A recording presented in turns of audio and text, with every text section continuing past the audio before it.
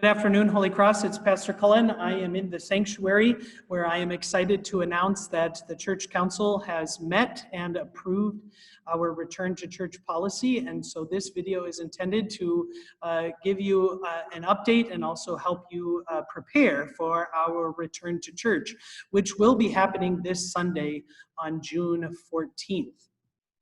We have prepared a little slide, and so I'm going to share that now, and we'll go through this so that we can be ready to meet on Sunday. It's important for you to know that on March 13th, after several conversations, we made the difficult decision to suspend in-person services based on the information we had from the public health. We felt that it was the right decision for the sake of our members, friends, and the larger communities in which we live. And the really great news is that we didn't have any restrictions or recommendations from government leaders.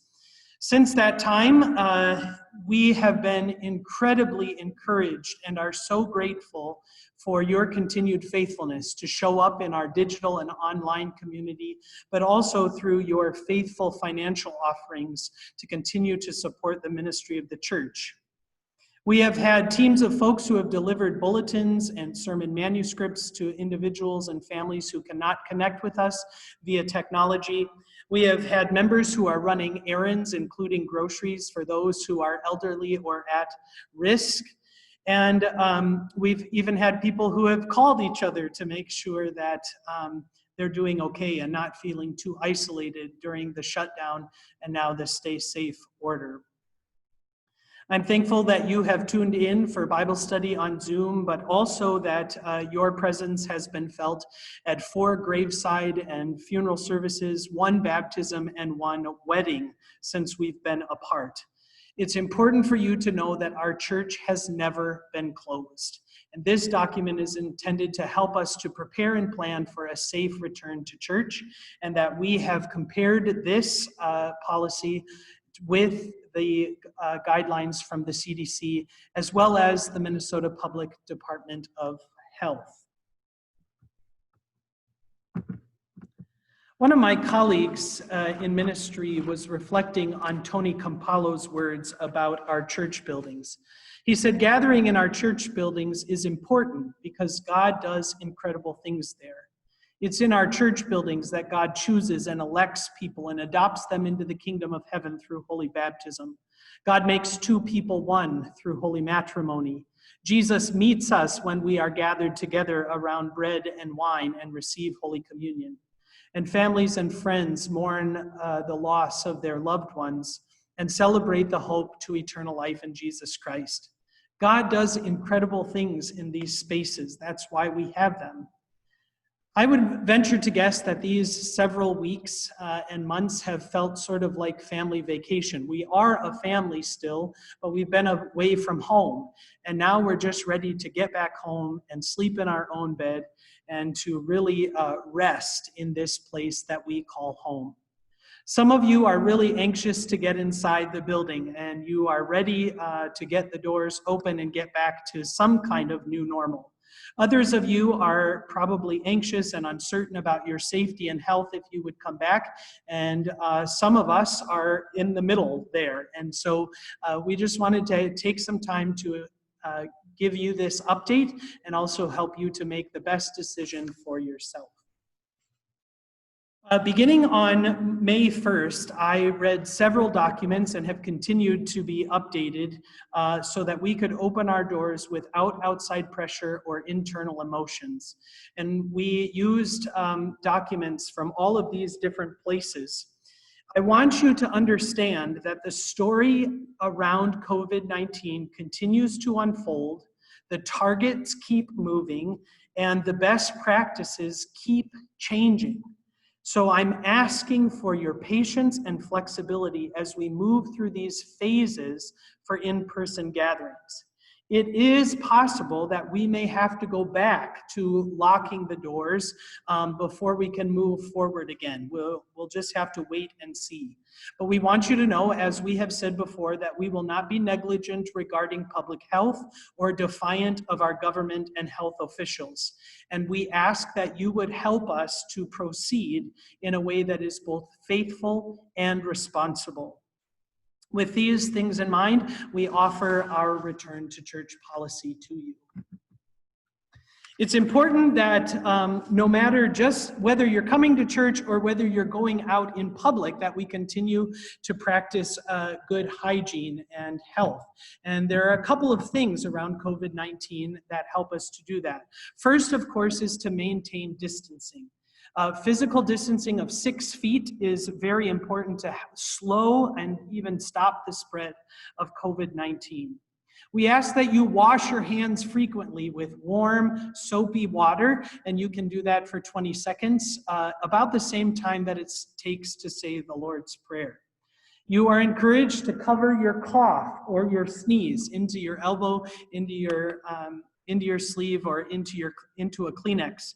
Because the virus travels through droplets and aerosols, it's important that you consider wearing a mask around other people.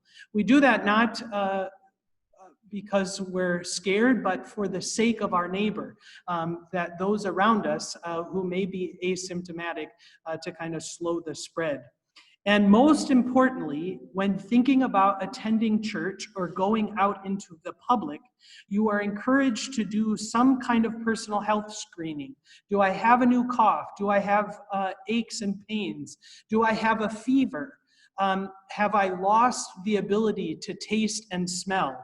If you answer yes to any of those things, or if you are elderly or high risk, you are encouraged to stay home for your well-being and to slow the spread of COVID-19. Also, if you have come into contact with confirmed or quarantined cases, you should also self-isolate and seek testing. And so we will continue to offer our online service at 9:30 on Sunday mornings for the foreseeable future. And I'm probably thinking we're going to be stuck doing that for the rest of our life and ministry together. Regarding our staffing around here, Jean Wagner, our discipleship coordinator, has been working from home.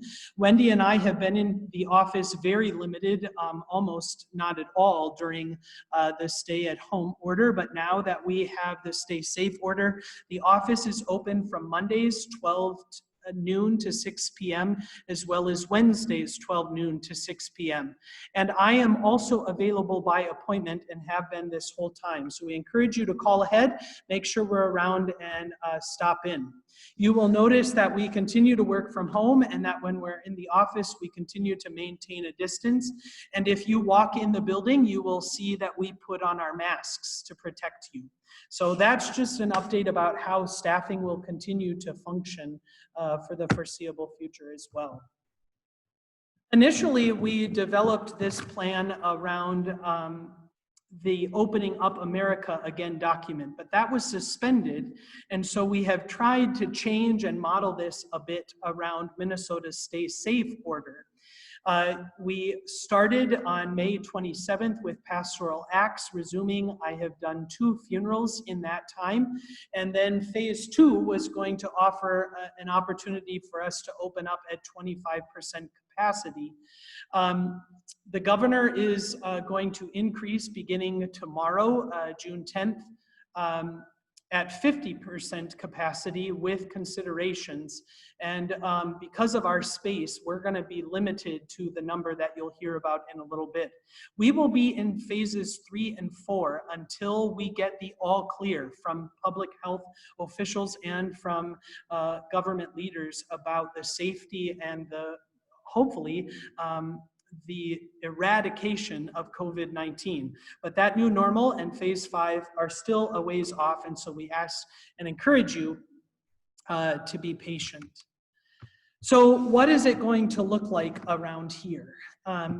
First, as I mentioned already, we will continue to have our online service via Facebook Live at 9:30. You are encouraged to continue to worship online if you do not feel safe returning to church. However, if you are ready to come back, and per the guidelines, we are able to host 2 services. A service at 8:30 on Sunday mornings in the sanctuary, which will accommodate 42 people, and then a service at 9:30 on Sunday mornings in the fellowship hall, which will accommodate 28 people. We also are going to begin offering on June 17th a Wednesday service for the elderly and high risk at 2 o'clock. We did survey you. We recognize that there are multiple schedules, multiple options. We went with the majority rule. So we encourage you and will invite you to come for worship on Wednesday at 2 o'clock as well. We also are going to welcome small groups back into the building, but you will be required to schedule those in the office. We will ask that you maintain distancing and wear a mask during all small group meetings, and that you will help with the sanitation of the room that you use during your time here. There are going to be some changes to in-person gatherings, and so we want you to understand what those are. First, you will notice that it's a no contact experience. We will have greeters who will be at the doors, but they will not extend a handshake, but will offer hospitality in a different way by opening the door for you. And offering plates will no longer be passed through the congregation, but will be at the entry of our worship spaces. And we will still share the peace, but we will only be doing that verbally. We strongly encourage the use of masks per the CDC recommendation from April 3rd. We do have masks available here, and we recognize that that's just a way that we can continue to care for our neighbor and those with whom we worship. When you get to church, we will not be handing out hymnals or Bibles. However, a complete service order bulletin will be on your chair when you come, and you are encouraged, if you want to follow along with the readings, to bring your own Bible. Unfortunately, we do not have the space now that the fellowship hall has been converted to a second worship space. So you will be able to have fellowship, but not in the usual way. There will be no refreshments, no coffee. I know it's hard to imagine, but we encourage you, if you're out in the parking lot, to maintain your distance to keep everyone safe. The nursery will be closed, and we ask that you use the restroom before you come to church. We will have the restrooms open, but they are for emergencies only. We also ask that you do not use the water fountains. Initially, we will not be serving Holy Communion on a weekly basis. I know that's an important part of our life together, but we want to get acclimated to these numerous changes and see how things are going before we move ahead cautiously to a safe way to share the sacrament together. You will also need to know that singing is one of the highest risk activities because of the way that we forcefully expel our air and droplets. It's more dangerous than talking. And so for the time being, we will not be singing, but we will still provide moments of musical reflection using hymn tunes and other music during the service. And hopefully we'll have that available in our online presence. Here you can see a picture of the sanctuary with those distancing recommendations. And here's what we need you to do. Already in an email that was sent out to the congregation, we are asking you to use the link to sign up for worship. Please register for the earliest service time available. So begin filling in the 8:30 service and then the 9:30 service. If you cannot access the online sheet, sign-up sheet, please call the church office. Or if you plan to attend the Wednesday service, please call the church office. That number is 763-463-9447. This sign-up sheet will be used internally for us to prepare for your arrival, but also is necessary should a staff member, a Sunday servant, or an attendee be diagnosed with COVID-19. We ask that you will register for your service time and the number of chairs that you will need. Currently, we have things organized, as you can see in the picture, in groups of 2, but we are able to slide chairs side to side to make and accommodate groups of either singles or also groups larger than 2, so families of 3 or more.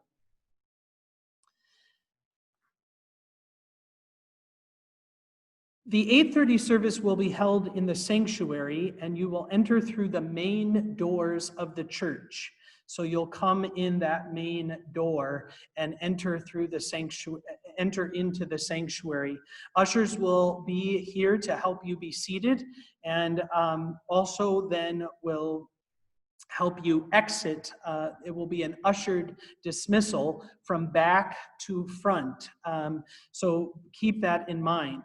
The 9:30 service will take place in the fellowship hall, and so we ask that you come in the fellowship hall doors. A greeter will be there.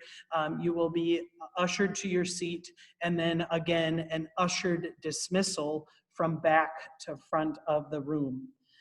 As I've already mentioned, we have separate emergency restrooms available. So if you're worshiping in the sanctuary, we ask you'll use the main hallway bathrooms. If you're in the fellowship hall, you'll be using the education hall restrooms.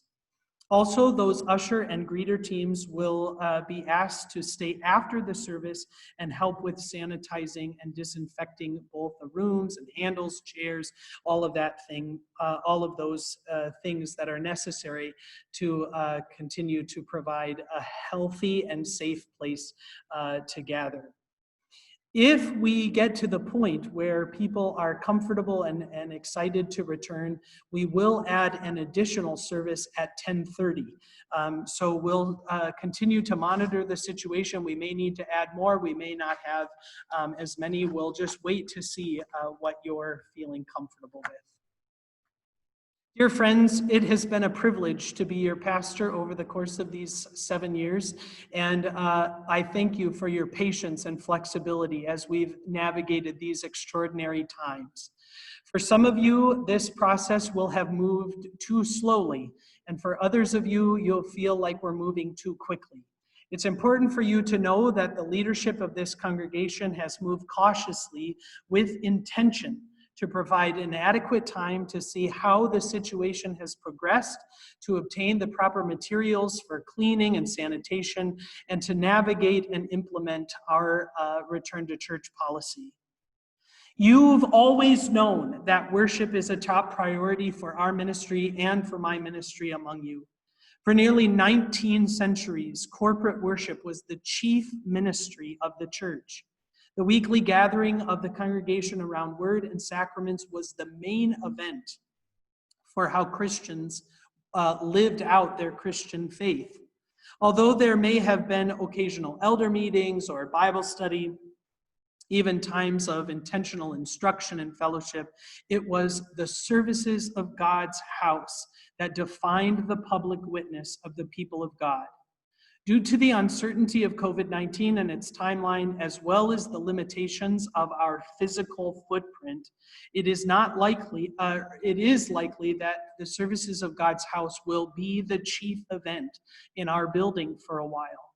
It will also give us time to assess our ministries and make adjustments and transform our ministry for the future, including how to best use all of the digital options available to us. You need to know that the ministry that was begun here in 1987 continues. We exist to share the good news of Jesus Christ, his death and resurrection for your salvation and for the forgiveness of your sins. And we continue to be committed to that ministry. And so it is with great excitement that I invite you, along with all the merry band of sinners who make up our community of faith, and say to you, come on home. We are ready for you, and we look forward to seeing you. Thanks so much. Take care. Bye-bye.